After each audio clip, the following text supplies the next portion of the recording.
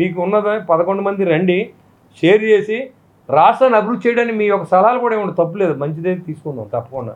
మావి గన్నం లేకపోతే బెల్ట్ తీసి గన్నం అవన్నీ వద్దు మనకి. రాజధాని పెడదాం.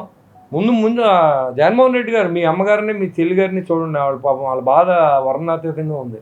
మీరు ఊర్లో ఉన్న అక్క చెల్లెళ్ళందరినీ మేము ఏదో చేసేస్తాం, మేము ఉద్ధరించేస్తాం, ముందు ఆ గొడవ చూడండి.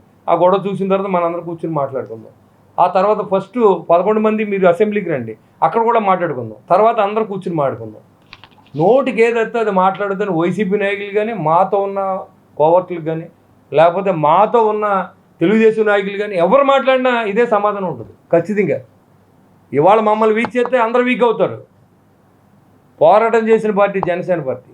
ఇవాళ వైసీపీ వచ్చిన కొత్తలో నెల రోజులకు రోడ్డు ఎక్కిన పార్టీ జనసేన పార్టీ.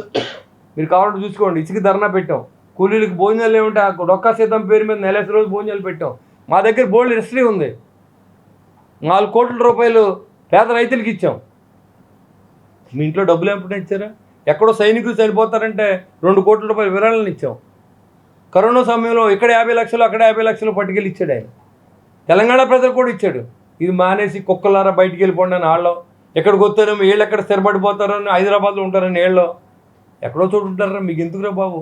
పరిపాలన జరుగుతుందో లేదా, ప్రజలు సౌకర్యంతో ఉన్నారా లేదా, ప్రజలు ఆరోగ్యంగా ఉన్నారా లేదా, సమాజం బాగుందా లేదా, ఇక్కడ ఏమైనా తప్పులు జరుగుతున్నాయి, కూర్చొని మాట్లాడతారండి. అఖిలపక్ష కమిటీ వేయండి.